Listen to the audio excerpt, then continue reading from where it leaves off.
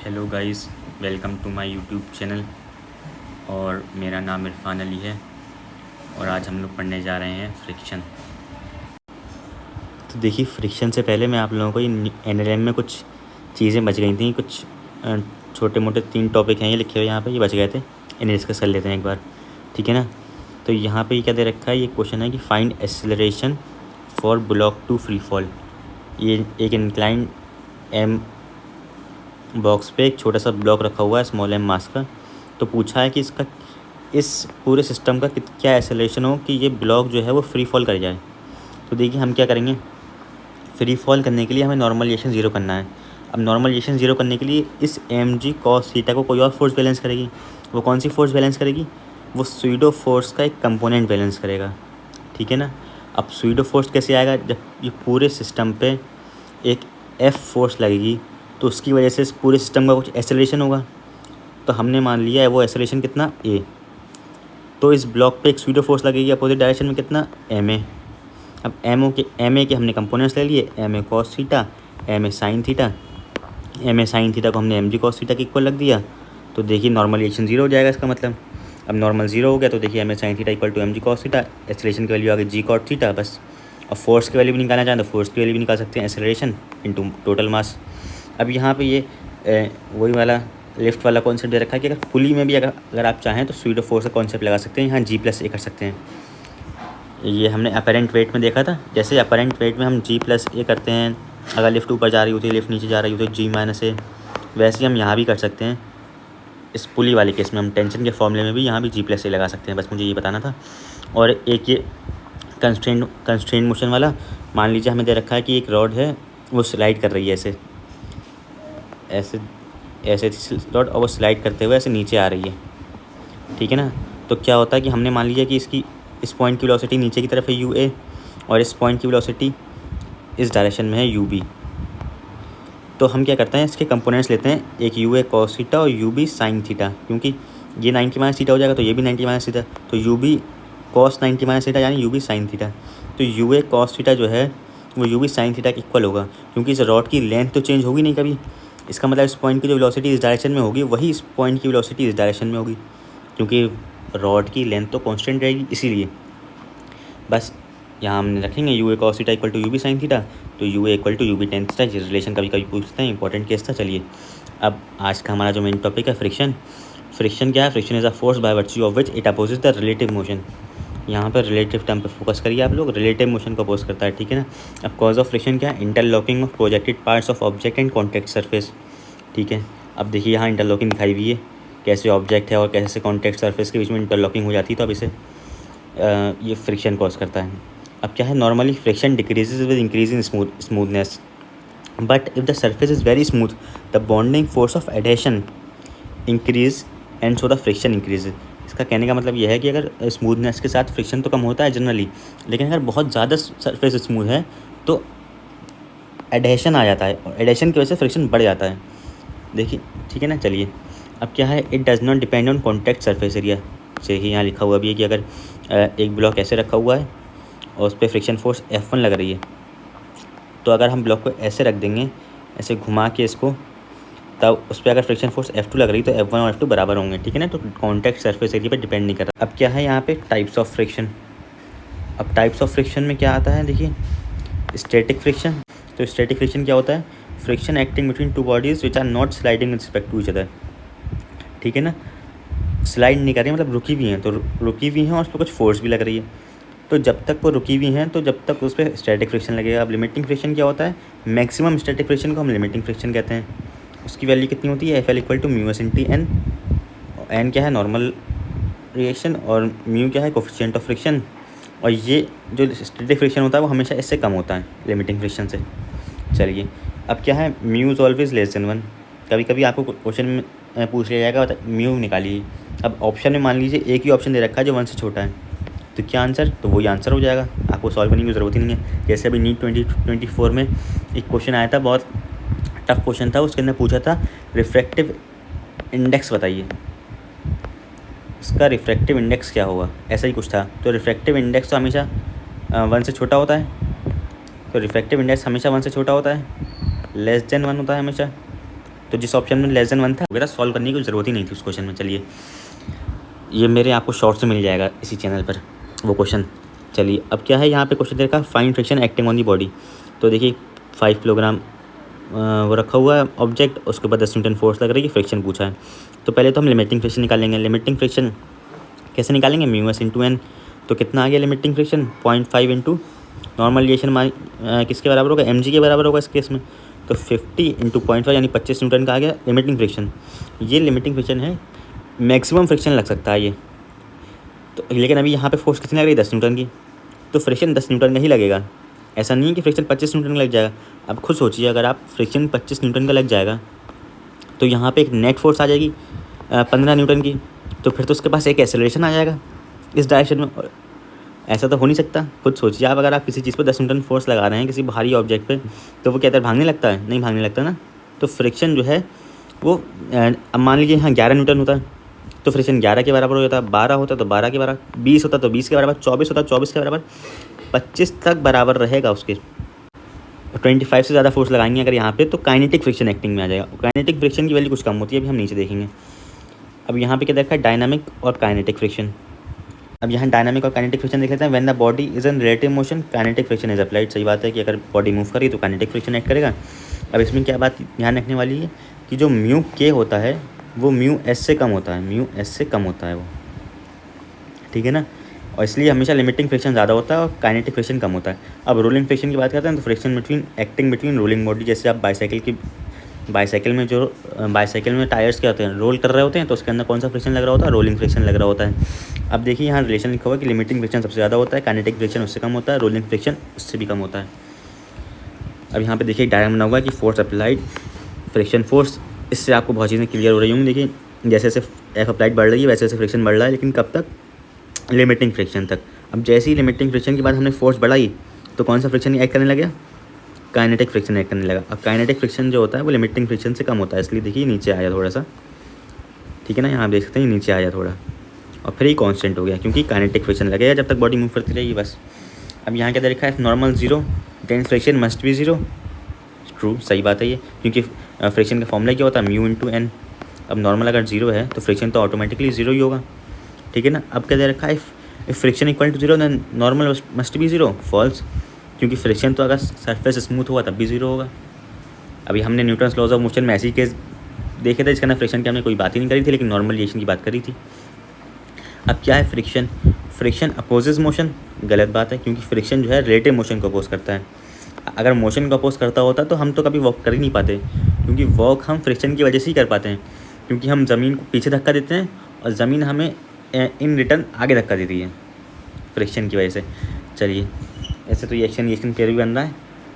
अब यहाँ पे एंगल ऑफ फ्रिक्शन देखते हैं। अब देखिए एंगल ऑफ फ्रिक्शन एफ, ये देखिए यहाँ पे एक ब्लॉक रखा हुआ है, इसमें नॉर्मल रिएक्शन ऊपर लग रही है, फ्रिक्शन पीछे लग रहा है, तो एफ नेट यहाँ पे आ जाएगा कुछ वेक्टर लॉ ऑफ एडिशन से। तो ये जो थीटा होता है ना नॉर्मल का और नेट कॉन्टैक्ट फोर्स के बीच में, उसे हम एंगल ऑफ फ्रिक्शन कहते हैं। तो टेन थीटा की वैल्यू कितनी हो जाएगी, mu m g by n. Tan theta क्या होता है, परपेंडिकुलर डिवाइड बाय बेस। तो परपेंडिकुलर देखिए क्या आ रहा है, इसको अगर हम पैरेलली शिफ्ट कर देंगे तो mu m g divide by n base हो जाएगा, ठीक है ना। अब नॉर्मल को हम क्या लिख सकते हैं, एम जी। तो देखिए एम जी से एम जी कट जाएगा, टेन थीटा किसके बराबर आ जाएगा, म्यू के बराबर आ जाएगा। और एफ नेट क्या है, नेट कॉन्टैक्ट फोर्स, उसको भी हम निकाल सकते हैं कि एफ आर का स्क्वायर प्लस नॉर्मल का स्क्वायर, क्योंकि देखिए दोनों का 90 डिग्री पर इसलिए। और फ्रिक्शन को हम म्यू एन का होल स्क्वायर एन का। अब यहाँ ये आ जाता है नेट कॉन्टैक्ट फोर्स का फॉर्मूला कि m g under root mu square plus 1। ये कुछ खास नहीं है, तो बस ऐसे ही समझाने के लिए था, वरना इसे याद करने की ज़रूरत नहीं, तो आप खुद भी निकाल सकते हैं। चलिए अब यहाँ ये इंपॉर्टेंट केस दे रखा है। अब यहाँ पे आपको ये दो ब्लॉक दे रखे हैं, ए और बी। ए 10 मीटर पर सेकंड से आगे जा रहा है, बी 5 मीटर पर सेकंड से आगे जा रहा है। अब आपसे पूछा है कि बी पर वो फ्रिक्शन की डायरेक्शन बताइए और ए पर फ्रिक्शन की डायरेक्शन बताइए। तो पहले हम देखेंगे बी को। अब देखिए बी पे फ्रिक्शन कौन लगाएगा, ए लगाएगा बी पे फ्रिक्शन।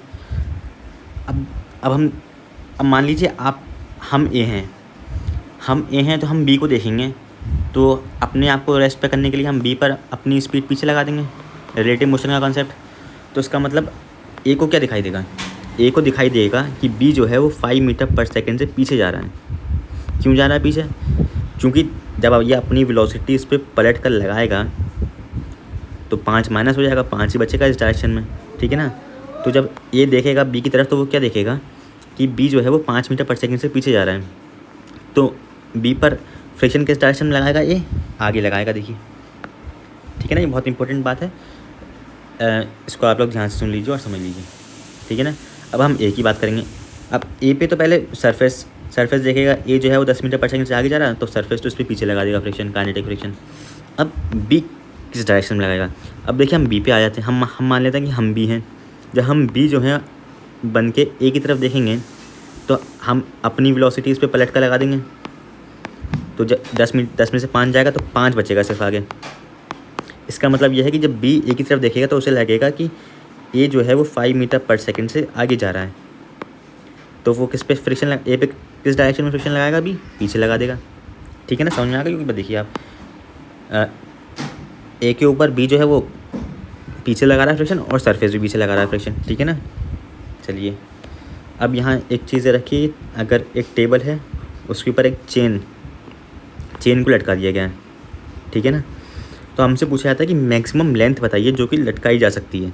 उसे हमने मान लिया है एक्स, और चेन का मास है एम और लेंथ है एल, और सरफेस का यहाँ पे क्या दे रखा है, कोफिशिएंट ऑफ फ्रिक्शन म्यू दे रखा है, ठीक है ना।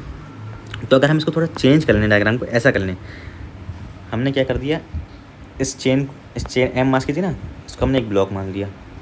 इस पर एक एफ फोर्स लग रही है, किसकी वजह से, इसकी वज़न की वजह से, इस वाले के वेट की वजह से, और एक फ्रिक्शन लगेगा सिर्फ इतने वाले पार्ट की वजह से। तो अगर ये दोनों इक्वल हो जाएं तो ये रेस्ट पे आ जाएगा ये ब्लॉक। तो बस हमें क्या करना है, हाँ, एफ़ की वैल्यू क्या दे रखी है, एफ़ की वैल्यू क्या आएगी, इसका वज़न। एफ़ क्या है, इसका वज़न है ना, सब कुछ हटा दो। एफ़ क्या है, इसका वज़न है, और ये वाला स्मॉल एफ़ क्या है, फ्रिक्शन, वो इसकी वजह से आएगा। तो कैपिटल एफ़ की वैल्यू तो ये हो गई m/l इंटू एक्स इंटू जी, इसका वेट, और स्मॉल एफ़ की वैल्यू यानी फ्रिक्शन की वैल्यू कितनी हो जाएगी, म्यू एम जी, ठीक है ना। इन दोनों इक्वल होते हैं तो म्यू की वैल्यू कितनी आ गई, x divide by l minus x. यहाँ आपसे म्यू नहीं पूछा जाता है, आपसे x पूछा जाता है। म्यू तो क्वेश्चन में गिवन होगा, ठीक है ना। आप अगर इस रिलेशन को याद कर लें या फिर समझ भी लें तब भी बहुत बेहतर है, जो आपको सही लगे। अगर इसके देखिए मैंने क्या बताया था अभी कि म्यू जो होता है हमेशा 1 से छोटा होता है, तो आप ये भी सोच सकते हैं कि ऊपर छोटा नीचे बड़ा, तभी तो 1 से छोटा आएगा, या फिर m नीचे या m ऊपर, क्योंकि m नीचे हमेशा कम ही होगा और m ऊपर वाला हमेशा ज़्यादा होगा, इसलिए छोटा अपॉन बड़ा 1 से छोटा आ जाएगा, और वो कि जो कि होता ही है म्यू। चलिए अब आगे बढ़ते हैं। अब यहाँ क्या दे रखा है, minimum force required to move a body. बहुत इंपॉर्टेंट क्वेश्चन है, अगर आप इसको ध्यान से समझिए। देखिए हमने क्या माना, एक ब्लॉक रखा हुआ है एक सरफेस पे, इस पर हमने फोर्स लगा दी एफ इस डायरेक्शन में। हमसे क्या पूछा है, इस एफ की मिनिमम वैल्यू बताइए जब तक ये इसको मूव करने के लिए, minimum force required to move a body. अब देखिए एक बात यहाँ समझने की कि हमने इसका डायरेक्शन ऐसे क्यों लिया, ऐसे क्यों नहीं लिया। देखिए पहले तो आप इस वाले डायरेक्शन के आप नुकसान समझिए। अगर हमें क्या निकालना है, मिनिमम फोर्स निकालनी है इसको मूव करने के लिए। अगर हम एफ़ ऐसे लगाते तो एक कंपोनेंट तो इस डायरेक्शन में आता और एक कंपोनेंट नीचे आता। अब एक कंपोनेंट अगर नीचे आ जाता तो नॉर्मल बढ़ जाता तो फ्रिक्शन बढ़ जाता, और फ्रिक्शन बढ़ जाता तो एफ़ जो है वो ज़्यादा आता, मिनिमम नहीं आता, ज़्यादा आता। अब ऐसे लगाने का क्या फ़ायदा है, ऐसे लगाने का ये फ़ायदा है कि एक कंपोनेंट तो इस डायरेक्शन में आया लेकिन एक कंपोनेंट इस डायरेक्शन में आया, जिसकी वजह से नॉर्मल में से ये कंपोनेंट माइनस हो जाए। वो नॉर्मल पहले एम जी था लेकिन अब क्या हो जाएगा, m g minus f sine theta, ठीक है ना। तो नॉर्मल कम हो रहा है, फ्रिक्शन भी कम हो जाएगा, तो एफ़ तो अपने आप ही मिनिमम आएगा, ठीक है ना। तो पहले तो अब हमने इसका एफ बी डी बना लिया। देखिए एफ बी डी में क्या, ये एफ कॉस थीटा, ये म्यू एन फ्रिक्शन, ये एम जी वेट और एफ साइन थीटा और नॉर्मल, ठीक है ना। अब हमने इन दोनों को इक्वेट कर दिया, n plus f sine theta equal to m g, mu n equal to f cos theta.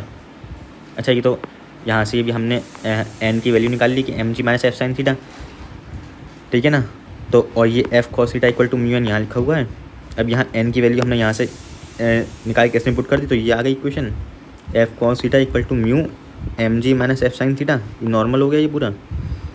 तो अब देखिए हमने एफ़ को एक तरफ लिया है और एफ़ को कॉमन कर लिया, तो ये क्या हो जाएगा, देखिए अगर हम इसको थोड़ा कर दें, F cos theta plus mu F sine theta, तो इसमें से अगर हम एफ़ कॉमन कर लेंगे तो क्या बचेगा, cos theta plus mu sine theta तो बचेगा, ये यहाँ लिखा हुआ भी है। चलिए अब अब देखिए एफ़ मिनिमम निकालने के लिए ये मैक्सिमम होना चाहिए, एफ़ मिनिमम निकालने के लिए ये मैक्सिमम होना चाहिए।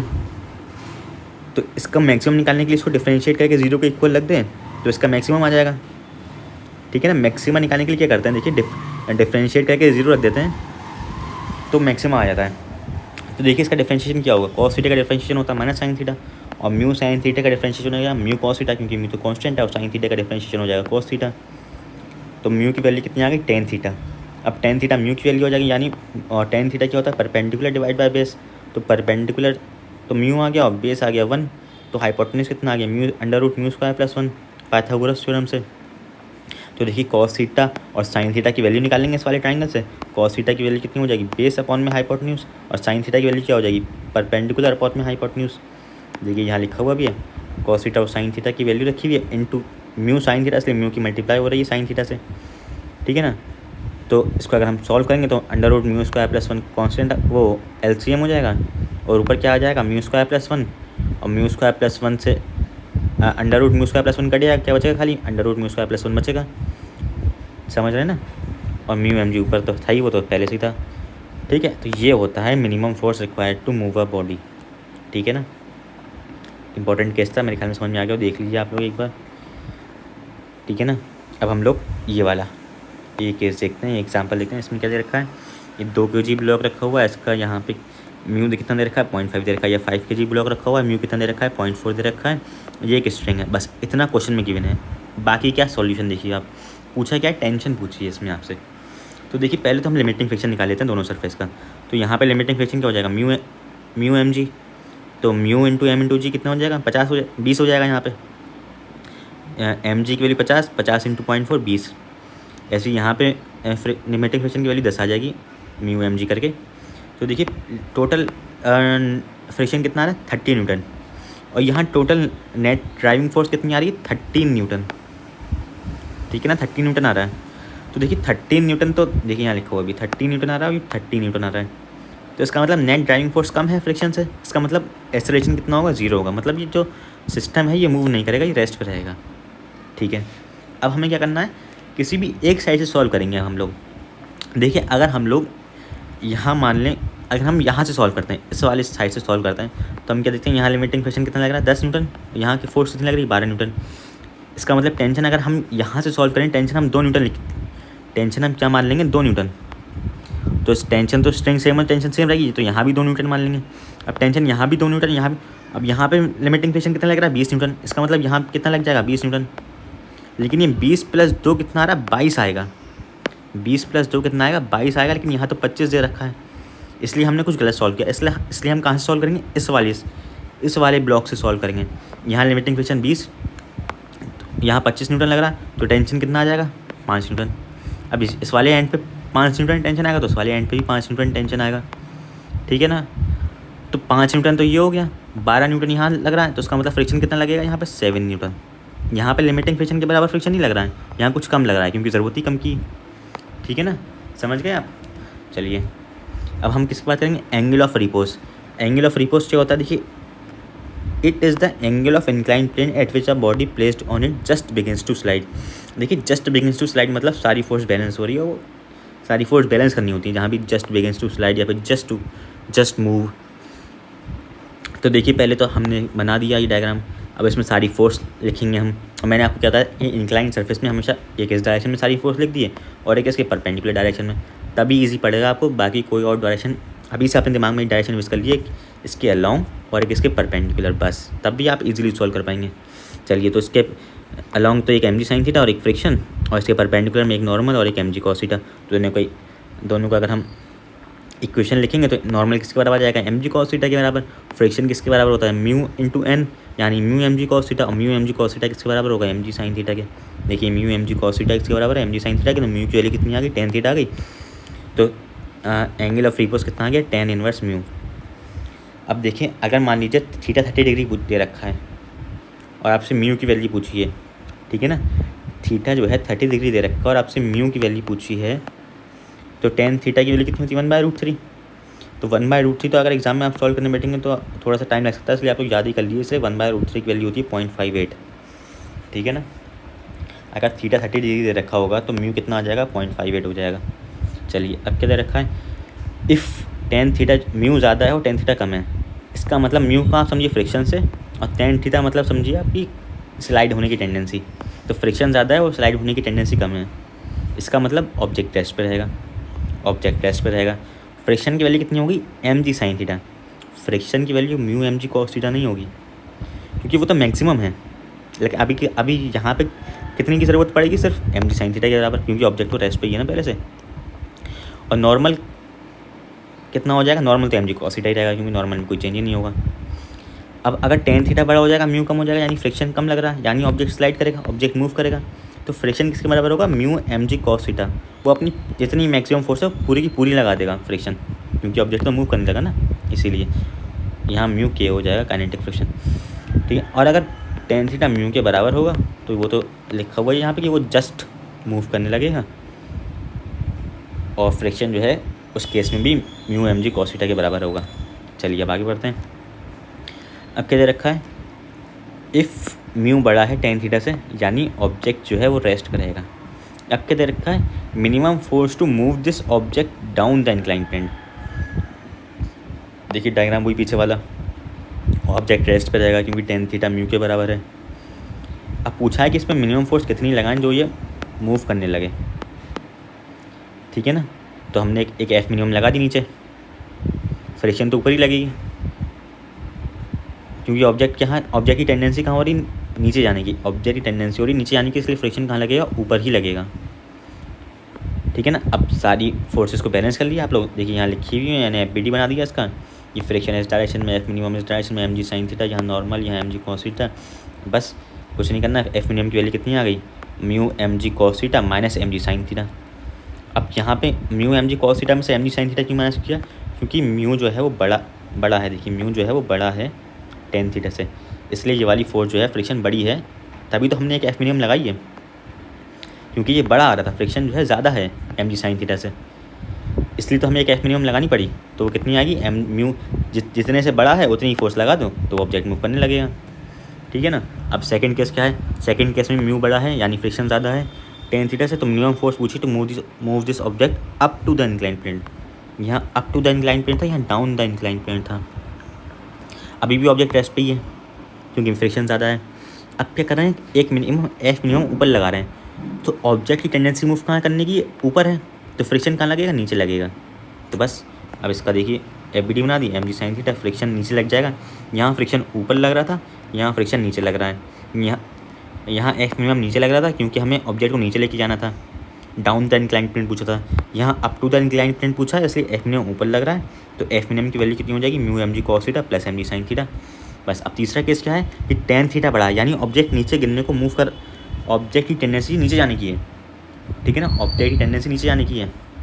अब पूछा है find f required to keep the object at rest. Find f minimum required to keep the object at rest, यानी ऑब्जेक्ट चाह रहा है नीचे जाए, फ्रिक्शन ऊपर लग के उससे रोक भी रहा है, लेकिन वो रोक नहीं पा रहा है। फ्रिक्शन की मैक्सिमम वैल्यू कितनी हो सकती है, म्यू mg कॉस थीटा। तो पूरी का पूरा फ्रिक्शन लगाने के बावजूद भी ऑब्जेक्ट जो है वो नीचे गिर रहा है, क्योंकि mg साइन थीटा बड़ा है म्यू mg कॉस थीटा से। तो हमने एक एफ मिनिमम लगा दी जिससे ऑब्जेक्ट रेस्ट पे आ जाएगा। देखिए इस केस में ऑब्जेक्ट की टेंडेंसी मूव करने की कहाँ पे, नीचे है, इसलिए फ्रिक्शन ऊपर लग रहा है, और हम एफ मिनिमम भी ऊपर लगा रहे हैं क्योंकि फ्रिक्शन रोक ही नहीं पा रहा है। ठीक है ना, फ्रिक्शन इस केस में ऊपर लगेगा। गलती क्या होती है यहाँ पे, कि गलती ये होती है कि हम फ्रिक्शन नीचे लगा देते हैं, फ्रिक्शन नीचे नहीं लगेगा, क्योंकि फ्रिक्शन भी रोकने की कोशिश कर रहा है और ये एफ मिनिमम भी रोकने की ही कोशिश कर रहा है, इसे नीचे गिरने से रोकने की कोशिश कर रहा है। ये एफ मिनिमम इसे ऊपर नहीं चढ़ा रहा है, इसे नीचे गिरने से रोक रहा है। तो नीचे गिरने से रोक रहा है, इसका मतलब फ्रिक्शन ऊपर लगेगा। ठीक है ना। अब यहाँ इसका आप देख लीजिए एफ बी डी, तो एफ मिनिमम की वैल्यू कितनी हो जाएगी, mg sine theta minus mu mg cos theta, क्योंकि mg साइन थीटा इस केस में बड़ा था, तभी तो जो इसका डिफरेंस होगा वही अगर हम लगा देंगे मिनिमम फोर्स में तो वो रुक जाएगा, ऑब्जेक्ट रेस्ट पे आ जाएगा। ठीक है ना, तो mg sine theta minus mu mg cos theta हो जाएगा। चलिए समझ में आए होंगे मेरे ख्याल में, ये तीनों केस वेरी इंपॉर्टेंट केस हैं, ये तीनों बहुत कन्फ्यूजिंग होते हैं। ये अभी तो आपके समझ में आए होंगे, बस अगर नहीं समझ में आ रहे हैं तो ये तीनों केस आप बार बार अपनी किसी कॉपी में लिख लीजिए और बार बार देखिए इसे, हर टेस्ट देने से पहले इन तीनों केस को एक बार देख लीजिए तब जाके आपको याद होंगे। चलिए, अब यहाँ एक क्वेश्चन दे रखा है कि मान लीजिए इनिशियली एक बॉल है, उसको हमने v1 वेलोसिटी से ऊपर फेंका, और इसका कोफिशिएंट ऑफ फ्रिक्शन कितना दे रखा है, म्यू दे रखा है। तो वो थोड़े टाइम के बाद v2 वेलोसिटी से नीचे आती है, ठीक है ना। हमसे क्या पूछा है, v1/v2 का रेशियो पूछा है। तो देखिए सॉल्यूशन देखिए, तो पहले तो हम इनिशियल केस देखते हैं कि हमने v1 वेलोसिटी से ऊपर फेंका, तो यानी वो ऊपर जाके वेलोसिटी 0 हो गई होगी। तो पहले इस केस में हम थर्ड इक्वेशन लगाते हैं, थर्ड इक्वेशन ऑफ मोशन, क्योंकि एक्सेलरेशन तो कांस्टेंट है, और एक्सेलरेशन कांस्टेंट है, कितना है acceleration, mg sin theta plus mu mg cos theta equal to ma1। क्योंकि देखिए बॉल ऊपर जा रही है, बॉल जो है वो ऊपर जा रही है, तो फ्रिक्शन भी नीचे लगेगा और mg sin थीटा तो लगता ही नीचे है, इसलिए इन दोनों को ऐड कर दें। देखिए यहाँ लिखा हुआ भी कि इन दोनों को ऐड कर दें तो ma के बराबर आ जाएगा। तो यानी a1 कितना आ जाएगा इस केस में हम एक्सेलरेशन मान ले रहे हैं a1, तो वो कितना आ जाएगा, m से m काट दो तो g sin theta plus mu g cos theta आ जाएगा a1 की वैल्यू। और थर्ड इक्वेशन ऑफ मोशन में हम -2as क्यों आया, क्योंकि देखिए एक्सेलरेशन भी नीचे आ रहा है और डिस्प्लेसमेंट ऊपर, तो डिस्प्लेसमेंट तो प्लस में है लेकिन एक्सेलरेशन नेगेटिव में, यानी प्लस माइनस माइनस, और फाइनल वेलोसिटी 0, तो 0 का स्क्वायर और इनिशियल वेलोसिटी -v1 का स्क्वायर, तो ये माइनस से माइनस कैंसिल हो जाएगा। चलिए अब दूसरा केस देखिए, अब ये ऊपर से 0 वेलोसिटी से चढ़ी होगी और नीचे जाके v2 वेलोसिटी हो गई होगी, एक्सेलरेशन तो अभी भी यही है, लेकिन अब जो है mg sin थीटा तो नीचे लगेगा, वो तो हमेशा से नीचे लगेगा, लेकिन फ्रिक्शन ऊपर लगेगा, क्योंकि बॉल जो है वो नीचे जा रही है इसलिए फ्रिक्शन ऊपर लगेगा, ठीक है ना। बॉल नीचे जा रही है इसलिए फ्रिक्शन ऊपर लगेगा। अब इसमें थर्ड इक्वेशन ऑफ मोशन लगाएंगे तो 2a2s, क्योंकि इसमें एक्सेलरेशन भी नेगेटिव और डिस्प्लेसमेंट भी नेगेटिव, तो नेगेटिव क्या हो जाएगा, पॉजिटिव हो जाएगा, इसलिए यह पॉजिटिव में लिखा हुआ है। और v स्क्वायर यानी v2 स्क्वायर और u स्क्वायर यानी 0 का स्क्वायर, क्योंकि इनिशियल वेलोसिटी 0 है इस केस में, और एक्सेलरेशन की वैल्यू इस केस में कितनी हो जाएगी, g sin theta minus mu g cos theta, क्योंकि अपोजिट डायरेक्शन में लग रहा है ये दोनों, ठीक है ना। अब यहाँ से हमने v1 square divide by v2 square कर दिया, इन दोनों इक्वेशन को डिवाइड कर दिया, तो ये कितना आ गया, a1/a2 आ गया, और a1/a2 तो हमें पता ही है, तो v1/v2 कितना आ जाएगा, इसका रूट आ जाएगा, ठीक है ना। यहाँ से g कॉमन कर लेंगे तो g कट जाएगा, तो ये आ जाएगा हमारा आंसर। इस केस में इंपॉर्टेंट क्या था इस क्वेश्चन में, ये फ्रिक्शन का डायरेक्शन एक तो, और आपको ये थर्ड इक्वेशन ऑफ मोशन लगानी है, तो ये दिमाग में क्लिक करना चाहिए, वरना कुछ और पता नहीं पन्नों पे पन्ने भर देते हैं बच्चे इस क्वेश्चन में, आंसर नहीं आता है। इसलिए हमें क्या याद रखना है कि थर्ड इक्वेशन ऑफ मोशन लगानी है और 2 केस बनाने हैं। अगर आप एक ही केस मान के चलेंगे, सोचेंगे कि हम मान लें इसका डिस्प्लेसमेंट तो 0 हो जाएगा और पता नहीं क्या क्या हो जाएगा, बहुत कुछ सोचते हैं बच्चे, मैं भी सोचता था शुरू में, लेकिन कम सोचना है। जितना देखिए फिज़िक्स में आप जितना इमेजिन करेंगे कि ऐसे हो रहा होगा कि डिस्प्लेसमेंट 0 हो जाएगा, फिर तो सब 0 ही 0 हो जाएगा, ऐसे नहीं सोचना है। फोकस रखना है अपना कि जिससे आंसर सॉल्व किससे होगा वो लगानी है क्वेश्चन। अगर आप देख रहे हैं आपको जो अप्रोच लगाना है उसमें कुछ 0 मतलब अगर मान लीजिए आप सोचें कि अगर डिस्प्लेसमेंट इस केस में 0 हो जाएगा तो 2as तो ये 0 हो जाएगा, फिर v1 square minus v2 square, फिर ऐसे तो v1 square equal to v2 square आ जाएगा, तो v1/v2 तो 1:1 आ गया। ऐसे कुछ भी सोच सकते हैं आप लोग, बहुत सोचते नहीं, मैं भी सोचता था पहले ऐसे। तो देखिए आपको दिख रहा है कि v1 इक्वल टू v2 आ रहा है, अगर आपका फिर v1 इक्वल टू 0 आ रहा है, कुछ भी ऐसा कुछ भी उल्टे सीधे रिजल्ट आ रहे हैं आपके अप्रोच से, तो आप ये सोचिए कि आपकी अप्रोच गलत है, आप दूसरी अप्रोच सोचिए, उस अप्रोच पर अड़े नहीं रहना है।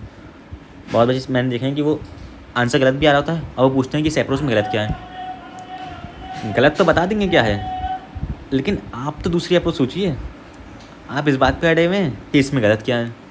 ऐसा नहीं करना है हम लोगों को अगर सिलेक्शन चाहिए। चलिए अब हम लोग पढ़ेंगे ब्लॉक ऑन ब्लॉक प्रॉब्लम। बहुत बच्चों को ये प्रॉब्लम बहुत टफ लगती है, लेकिन ये प्रॉब्लम मैंने 2 केस में ख़त्म कर दी है, और ये पेज अगर आपने समझ लिया सही से तो ब्लॉक ऑन ब्लॉक प्रॉब्लम में कभी आपको परेशानी नहीं आएगी। चलिए अब देखिए यहाँ m1 m2 दे रखा है, फोर्स किस पे लग रही है, m1 पे लग रही है, और यहाँ म्यू 0 है, और यहाँ कोएफिशिएंट ऑफ फ्रिक्शन कितना है, म्यू दे रखा है, ठीक है ना। इतनी बात क्लियर हो गई। चलिए अब हम क्या करते हैं, देखिए फोर्स m1 पे लग रही है, तो चलेगा कौन, m1 चलेगा, m1 चलेगा, वो देखेगा ऊपर क्या देखेगा, M2 पीछे जा रहा है। जब वो आगे बढ़ रहा होगा तो उसे क्या लगेगा कि M2 पीछे आ रहा है, तो वो फ्रिक्शन लगाएगा M2 पे आगे की तरफ, कि वो कहेगा कि अरे तुम पीछे कैसे जा सकते हो, जबकि चल वो रहा है, चल M1 रहा है, लेकिन M1 को लगेगा कि M2 पीछे जा रहा है। तो वो कहेगा अरे कैसे जा रहे हो पीछे, फ्रिक्शन तो मैं आगे लगाऊंगा, तुम्हारे ऊपर फ्रिक्शन लगा दूंगा आगे की तरफ, फिर तुम नहीं जा पाओगे। तो M2 पे फ्रिक्शन लगता है आगे की डायरेक्शन में। और फ्रिक्शन की मैक्सिमम वैल्यू कितनी है, म्यू एन, तो वो कितना हो जाएगा, म्यू M2G। तो एक्सेलरेशन कितना आ जाएगा M2 का मैक्सिमम, म्यू जी। तो ए मैक्स ऑफ M2 कितना आ जाएगा, mu g due to friction. तो मैक्सिमम फोर्स कितना आ जाएगा, maximum acceleration of M2 into total mass. अब ये कौन सी मैक्सिमम फोर्स है, ये वो मैक्सिमम फोर्स है जिसकी वजह से M1 maximum force on M1 so that both blocks move together. यानी ये F मैक्स है। अगर मान लीजिए आपने फोर्स लगाई F, तो जब तक वो फोर्स F मैक्स के बराबर या उससे छोटी है तब तक दोनों ब्लॉक साथ में मूव करेंगे। क्यों मूव करेंगे, क्योंकि देखिए M2 का मैक्सिमम एक्सेलरेशन कितना हो सकता है, म्यू जी। तो अगर M1 का एक्सेलरेशन भी म्यू जी के बराबर होगा तो दोनों साथ में मूव करते रहेंगे। जब तक दोनों का एक्सेलरेशन म्यू जी के बराबर या उससे कम होगा, जब तक दोनों साथ में मूव करते रहेंगे। लेकिन जहाँ M1 का एक्सेलरेशन म्यू जी से ज़्यादा हो जाएगा तो वो आगे निकल जाएगा और M2 जो है वो म्यू जी से ही चलता रहेगा, ठीक है ना। और दोनों ब्लॉक सेपरेट हो जाएंगे। चलिए अब यहाँ कुछ maximum acceleration with which body both blocks move together, वो भी कितना है, म्यू जी है, ठीक है ना। इतनी बात क्लियर हो गई। चलिए अब क्या दे रखा है कि अगर F मैक्स से ज़्यादा हो जाए फोर्स तो एक्सेलरेशन ऑफ M2 कितना आएगा, एक्सेलरेशन ऑफ M2 कितना आएगा, म्यू जी के बराबर ही आएगा, क्योंकि एक्सेलरेशन ऑफ M2 का तो मैक्सिमम एक्सेलरेशन ही म्यू जी के बराबर है और फोर्स जो है वो F मैक्स से भी ज़्यादा लग रही है। तो एक्सेलरेशन ऑफ M2 तो म्यू जी के बराबर हो जाएगा। लेकिन एक्सेलरेशन ऑफ M1 कितना आएगा, वो आएगा F minus mu M2G divide by M1। क्योंकि देखिए अब ये क्यों हो रहा है, ये इसलिए हो रहा है, देखिए मैं यहाँ बना देता हूँ कि ये वाला कलर, M2 तो जा रहा था म्यू जी से, कोई दिक्कत नहीं थी। लेकिन M1 जो है जब इस पर फोर्स लगेगी और M2 देखेगा M1 की तरफ, वो क्या देखेगा कि ये तो बहुत तेज़ी से आगे जा रहा है। M2 देखेगा M1 की तरफ और देखेगा कि M1 तो बहुत तेज़ी से आगे जा रहा है, तो वो पीछे फ्रिक्शन लगा देगा, ठीक है ना। तो वो फ्रिक्शन इस F में से माइनस होगा और डिवाइड बाय टोटल मास होगा, तब जाके इसका एक्सेलरेशन आएगा। देखिए force minus friction divide by mass, तब जाके इसका एक्सेलरेशन आया, ठीक है ना।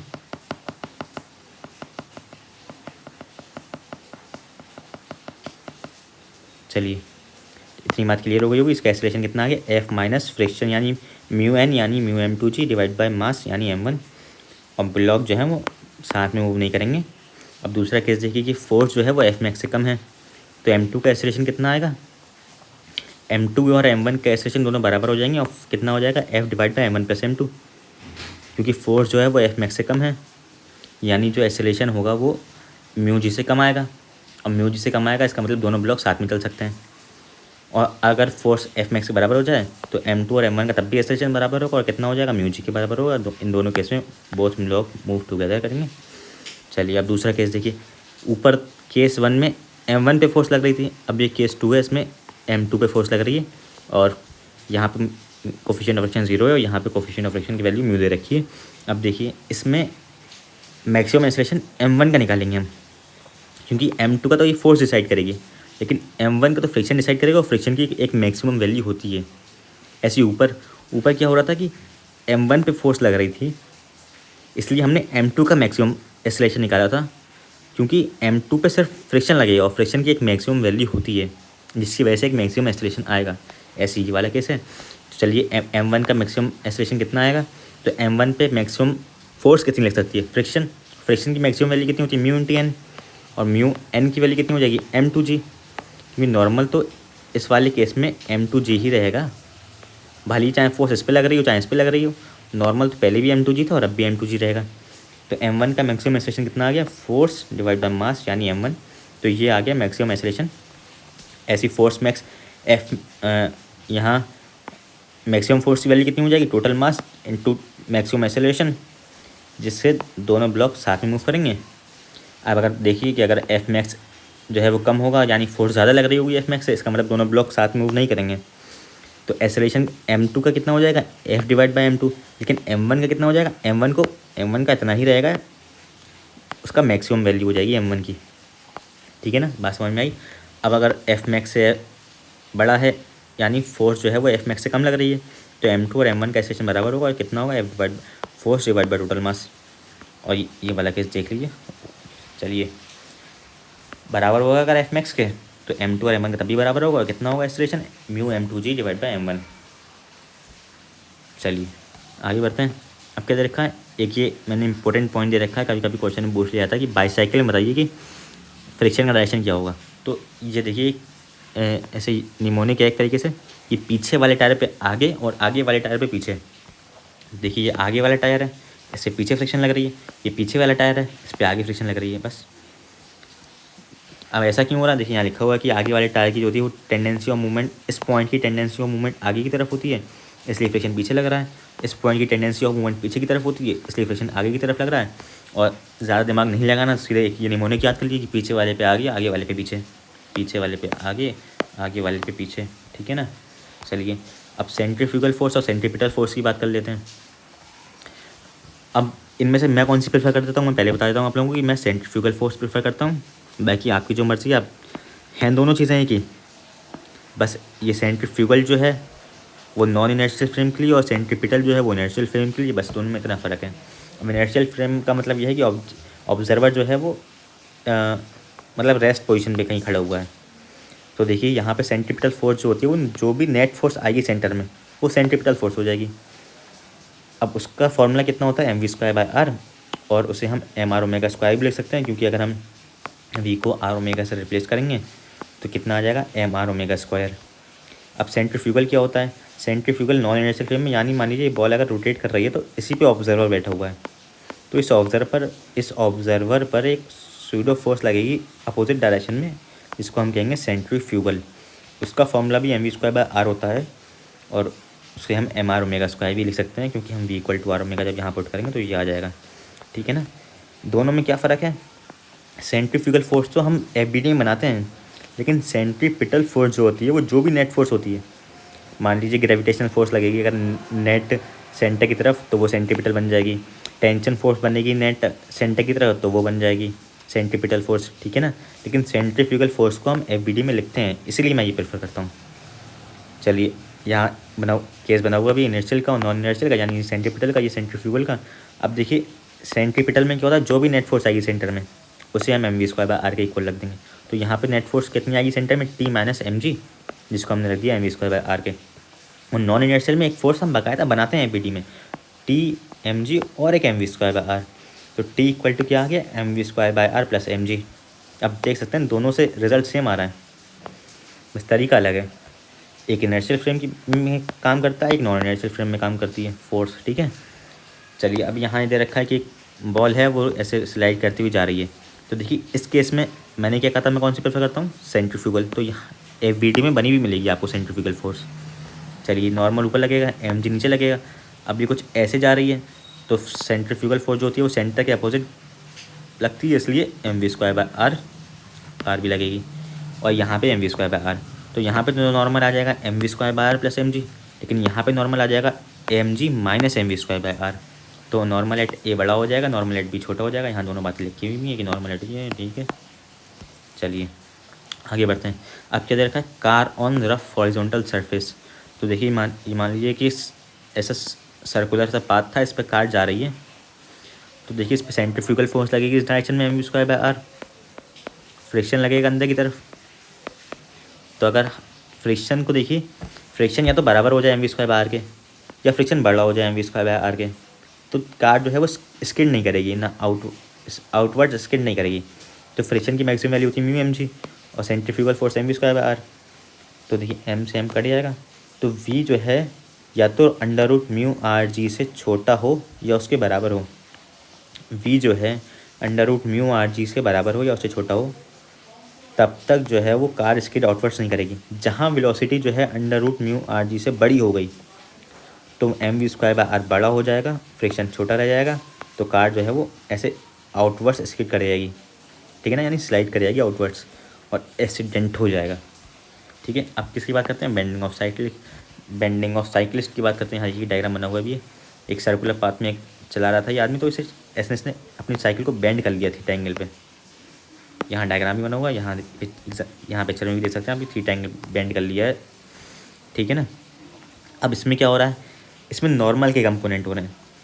यहाँ नॉर्मल इस डायरेक्शन में लगेगा तो n cos theta n sine theta, n cos theta को एम जी से बैलेंस करेंगे और एन साइन थीटा को इससे बैलेंस करेंगे m v square by r से। यहाँ लिखी हुई हैं दोनों बातें। तो अगर हम इन दोनों को डिवाइड कर देंगे, एन साइन थीटा को एन कॉस थीटा से डिवाइड कर देंगे तो क्या हो जाएगा, tan theta equal to v square by r g. तो वी की वैल्यू आ जाएगी under root r g tan theta. तो जब तक वेलोसिटी जो है वो under root r g tan theta के बराबर या उससे छोटी रहेगी तब तक साइकिल स्किड नहीं करेगी आउटवर्ड्स। जहाँ velocity under root r g tan theta से बड़ी हो जाएगी वहाँ जो है वो एम वी स्क्वायर आर बड़ा हो जाएगा, नॉर्मल जो एन कॉस थीटा छोटा रह जाएगा एन साइन थीटा, और जो है कार जो है वो एम वी स्क्वायर आर की वजह से आउटवर्ड्स स्किड कर जाएगी। देखिए यहाँ फ्रिक्शन की बात नहीं हो रही है, यहाँ नॉर्मल का कंपोनेंट आ रहा है एम वी स्क्वायर आर को बचाने के लिए, मतलब एम वी स्क्वायर आर से बचाने के लिए कौन आ रहा है, नॉर्मल का कंपोनेंट आ रहा है। लेकिन यहाँ कौन आ रहा था, यहाँ फ्रिक्शन आ रहा था एम वी स्क्वायर आर से बचाने के लिए। ठीक है ना, अब यहाँ देख सकते हैं फॉर्मूले की याद करनी चाहिए, अंडर रूट आर जी दोनों में, अंडर रूट आर जी तो दोनों में आ रहा है, यहाँ भी अंडर रूट आर जी आ रहा था, यहाँ भी अंडर रूट आर जी आ रहा है, और अभी आप आगे जितने फॉर्मूले देखेंगे उसमें अंडर रूट आर जी आपको कॉमन मिल जाएगा। अब यहाँ फ्रिक्शन नहीं था, यहाँ बेंडिंग हो रही थी इसलिए टेन थीटा आ गया, यहाँ फ्रिक्शन था इसलिए म्यू आ गया। फ्रिक्शन जहाँ आएगा वहाँ म्यू तो आएगा ही आएगा, इसलिए ऐसे याद कर सकते हैं आप लोग। देखिए फिज़िक्स में जितनी चीज़ें आपको याद रहेंगी ज़्यादा से ज़्यादा उतना ही आपको एग्ज़ाम में स्ट्रेस कम रहेगा, सोचना कम पड़ेगा, पेन ज़्यादा चलाना पड़ेगा, क्योंकि आपको ज़्यादातर चीज़ें याद होंगी। मैं ये नहीं कह रहा हूँ कि समझिए मत, ठीक है ना। चलिए, वरना बहुत बच्चे पता चला कमेंट सेक्शन में कह रहे हैं कि आप तो रटाने पे फोकस कर रहे हैं सर। चलिए अब हम किसी बात करेंगे बैंक्ड रोड की। तो यहाँ देखिए इतना खूबसूरत सा डायग्राम मैं निकाल के लाया हूँ मैं गूगल से, कितना क्लियरली दिख रहा है कि मान लीजिए ऐसे एक रोड था वो बेंड हो गया तो सरकमफेरेंस इसका सर्कल ये बन रहा है, तो एम वी स्क्वायर आर ये m v square by r इस डायरेक्शन में लगेगा। फिर हम इसके कंपोनेंट्स लेंगे m v square by r के, वो m v square by r देखिए इस डायरेक्शन में लगेगा, तो हम इसका एक कंपोनेंट लेंगे इस डायरेक्शन में अलोंग दी प्लेन, और एक इसका परपेंडिकुलर दी ये इंक्लाइंड सरफेस के। ठीक है ना। चलिए अब पहले तो यहाँ देखते हैं कि सिर्फ बेंडिंग की बात हो रही है, फ्रिक्शन विक्शन की, वो बैंकिंग की बात हो रही है, सिर्फ फ्रिक्शन विक्शन की कोई बात नहीं हो रही है। तो यहाँ जो एम वी स्क्वायर आर के कहर से बचाएगा कौन बचाएगा, एन साइन थीटा बचाएगा, फ्रिक्शन का रोल नहीं आया अभी। तो बेंडिंग ऑफ साइकिल्स की तरह यहाँ भी इन दोनों को डिवाइड कर देंगे तो वी की वैल्यू कितनी आ जाएगी, under root r g tan theta. तो स्किडिंग आउट के लिए अगर आप चाहते हैं कि आपकी कार स्किड आउट ना करे तो या तो under root r g tan theta के बराबर स्पीड रखें या उससे कम रखें, जहाँ उससे ज़्यादा हुई वहाँ एन साइन थीटा कम हो जाएगा, m v square by r ज़्यादा हो जाएगा और आपकी कार जो है स्किड आउटवर्ड्स कर जाएगी। अब देखिए motion of a car on rough banked road. अब देखिए हमारे यहाँ इतना ज़्यादा तेज़ चलाते हैं कार कि एन साइन थीटा से काम नहीं चल रहा, फ्रिक्शन को भी रोल लाना पड़ा। अब फ्रिक्शन भी बचाएगा m v square by r से। अभी तो सिर्फ एन साइन थीटा बचा रहा था, अब फ्रिक्शन भी बचाएगा। या फिर आप कह सकते हैं कि फ्रिक्शन तो बचाता ही है क्योंकि रोड पर फ्रिक्शन तो होगा, हम बैंकिंग करके एन साइन थीटा और ले जाते हैं जो कि m v square by r से बचाएगा, जिसकी वजह से इससे तो ज़्यादा ही वेलोसिटी से हम चल सकेंगे। चलिए अब हम आगे बढ़ते हैं। अब हम क्या है वी मैक्स देख रहे हैं, यानी under root r g tan theta से ज़्यादा वेलोसिटी हो रही है। तो हम क्या निकालेंगे, कितनी ज़्यादा वेलोसिटी हम अचीव कर सकते हैं कि फ्रिक्शन भी मदद करे, एन साइन थीटा भी मदद करे, तो हम कितनी वेलोसिटी से चल सकेंगे। तो पहले तो देखिए हमने m v square by r के कंपोनेंट ले लिए, m v square by r cos theta, m v square by r sine theta और m g cos theta, m g sine theta तो होता ही, और फ्रिक्शन की डायरेक्शन इस डायरेक्शन में लगेगी। क्यों लगेगी, क्योंकि आपकी वेलोसिटी जो है वो under root r g tan theta से ज़्यादा है, यानी आपकी कार जो है वो स्किड आउटवर्ड्स करेगी, इसलिए फ्रिक्शन नीचे लग रहा है। ठीक है ना, समझ गए ना। Under root r g tan theta से ज़्यादा वेलोसिटी है, कितनी ज़्यादा वेलोसिटी वो हमें निकालनी है, लेकिन वेलोसिटी है तो ज़्यादा, तभी तो हम वी मैक्स उसे हम वी मैक्स कह रहे हैं, तो इसलिए फ्रिक्शन नीचे लग रहा है। मेरे ख्याल में समझ में आई होगी बात। चलिए अब इन दोनों को इक्वल करेंगे और इन दोनों को इक्वल करेंगे, फिर देखते हैं क्या होता है। तो नॉर्मल तो देखिए कितना आ गया, m v square by r sine theta plus m g cos theta. तो म्यू इंटू एन में हम डायरेक्टली एन जो है वो ये रख सकते हैं, चलिए अब हमने इसको लिखा है यहाँ पे कि m v square by r cos theta equal to m g sine theta plus mu into N कर दिया है। तो एन कितना है, m g cos theta plus m v square by r sine theta. तो देखिए एम से M तो कट जाएगा पूरी इक्वेशन में से। इस वाले को हमने यहाँ लिखा है, मेरे ख्याल में समझ में आ रही होगी बात। और फ्रैक्शन को हमने म्यू इंटू एन रखा है और एन की जगह हमने ये रिप्लेस करा है। तो यहाँ भी म्यू आ गया, यहाँ भी म्यू आ गया, वो यहाँ लिखा हुआ था, ठीक है ना। एम से एम तो कैंसिल हो गया, दिख रहा है यहाँ पे साफ साफ। अब हमने वी वाले टर्म सारे एक तरफ लिया है, तो यहाँ पे v square by r cos theta था, v square by r sine theta, तो वो हम इसी तरफ लिया है। तो ये प्लस में था, डर कि माइनस में आ गया। और वी स्क्वायर कॉमन कर लिया तो क्या आ गया, cos theta by r minus mu sine theta by r. और यहाँ क्या बचा, g sine theta plus mu g cos theta. तो वी स्क्वायर इक्वल टू कितना आ गया, जी कॉमन हो गया यहाँ से, जी कॉमन हो गया और इन दोनों का एलसीएम आर आ जाएगा कॉमन, तो आर इधर जाके मल्टीप्लाई में चला जाएगा, तो आर जी आ गया यहाँ पे। तो यहाँ कितना आ गया, sign theta plus mu cos theta बचेगा ऊपर, और इसके डिवाइड में चला जाएगा ये cos theta minus mu sine theta. अगर हम ऊपर नीचे कॉस थीटा से डिवाइड कर देंगे तो देखिए sine theta divide by cos theta tan theta आ जाएगा, और mu cos theta divide by cos theta कितना आ जाएगा, खाली म्यू आ जाएगा। और नीचे डिवाइड करेंगे तो cos theta divide by cos theta 1 आ जाएगा, minus mu sine theta divide by cos theta करेंगे तो कितना आ जाएगा, म्यू टेन थीटा आ जाएगा। सॉल्यूशन देख सकते हैं, मेरे ख्याल में समझ में आ गई होगी बात। अब वी मिनिमम की बात कर लेते हैं कि कितनी मिनिमम वेलोसिटी से चलें कि कार सही से चलती रहे। तो वी मिनिमम यानी आज 10 थीटा से वेलोसिटी कम होगी, यानी कार जो है वो आउटवर्ड स्किड नहीं करेगी। कहाँ स्किड करेगी, नीचे स्किड करेगी, क्योंकि यहाँ पे एम जी साइन थीटा बड़ा हो जाए। टेंडेंसी कहाँ पे मूव करने की, गिरेगी नहीं, टेंडेंसी कहाँ पे, इस डायरेक्शन में गिरने की है। तो फ्रिक्शन किस डायरेक्शन में लगेगा, ऊपर की तरफ लगेगा, ठीक है ना। अब देखिए फिर से वही बात की, नॉर्मल तो इसके बराबर आ गया, हमने म्यू इंटू एन को डायरेक्टली यहाँ पुट कर दिया। बाकी फिर इसको यहाँ लिखा हुआ है ऐसे, फिर वही सब सॉल्व करेंगे। बस यहाँ पे क्या फ़र्क आ रहा है, यहाँ फ्रिक्शन जो है वो mu m v square by r sine theta plus m g cos theta, वहाँ भी यही था, इसमें फ़र्क तो कुछ नहीं है। फ़र्क कहाँ पे आ रहा है, यहाँ फ़र्क इसमें आ रहा है कि यहाँ की फ्रिक्शन जो है एम जी साइन थीटा के साथ था, लेकिन यहाँ फ्रिक्शन जो है m v square by r cos theta के साथ है, m v square by r cos theta के साथ है यहाँ पे। अब फिर से वही बात कि वी स्क्वायर वाले टर्म सारे एक तरफ जाइए और बाकी सब एक तरफ ले जाइए, सॉल्व करिए, कॉस थीटा से डिवाइड करिए, हमारा क्या आ जाएगा, मिनिमम कितना आ जाएगा, under root r g tan theta minus mu divide by 1 plus mu tan theta. मेरे ख्याल में बात समझ में आई होगी। इंपॉर्टेंट केस है, मेरे ख्याल में क्लियरली समझ में आ गए होंगे, इसमें कुछ कन्फ्यूजन बची नहीं होगी। बस आपको याद रखें कॉस थीटा से डिवाइड करना, यहाँ पे याद रखें, तो ऑप्शन समझ में आ जाता है वैसे भी कि टेन थीटा दे रखा है तो डिवाइड बाय कॉस थीटा कुछ हुआ ही होगा, ठीक है ना। चलिए अब यहाँ पे एक क्वेश्चन दे रखा है, उस क्वेश्चन करेंगे और हमारा चैप्टर फिनिश। देखिए क्वेश्चन ज़्यादा नहीं लिए हैं मैंने, लेकिन जितने कॉन्सेप्ट्स हो सकते हैं बताने के लिए बता दिए। अब क्वेश्चन आप जितने ज़्यादा प्रैक्टिस करेंगे करिए, उतना ज़्यादा आपका मजबूत होता रहेगा फ्रिक्शन। चलिए अब यहाँ पे क्वेश्चन क्या दे रखा है, block B of mass 100 kg दे रखा है, rest on rough surface of friction of coefficient mu equal to 1/3 और rope is tied to the block. ठीक है, कुछ क्वेश्चन पढ़ लीजिए आप लोग। अब देखिए इसका सॉल्यूशन, हमने क्या करा, इस मैन पे टेंशन लगेगी ऊपर, एम जी लगेगा नीचे, इसको यहीं छोड़ दीजिए बस, इससे ज़्यादा सॉल्व मत करिए। अब गलती क्या करते हैं यहाँ पे, हम गलती बताता हूँ। सबसे पहले गलती क्या करते हैं, हम इसके आगे क्या करते हैं कि T minus m g equal to m a करना शुरू कर देते हैं। यह क्वेश्चन हम यहाँ से सॉल्व करेंगे ही नहीं, क्वेश्चन हमें यहाँ से सॉल्व करना ही नहीं है। ऐसे करने बैठ गए तो आंसर नहीं आएगा आपका, ये बात आप समझ लीजिए। चलिए अब करना क्या है, करना ये है, यहाँ करना है, करना इस साइड पे करना है जो भी करना है, ठीक है ना, करना इस साइड में करना है जो भी करना है। तो यहाँ 100 kg दे रखा था, यानी वेट लगेगा 1000 न्यूटन नीचे की तरफ। T cos 37, T sine 37, cos 37 यानी 4t/5, साइन 37 यानी 3t/5, और नॉर्मल तो लगेगा ही लगेगा ऊपर की तरफ, और म्यू इंटू एन यानी फ्रिक्शन की वैल्यू। तो सबसे पहले तो हमने क्या निकाल लिया, पहले देखिए इन दोनों को इक्वल करेंगे, इन दोनों को इक्वल करेंगे, फिर देखते हैं जो आता है।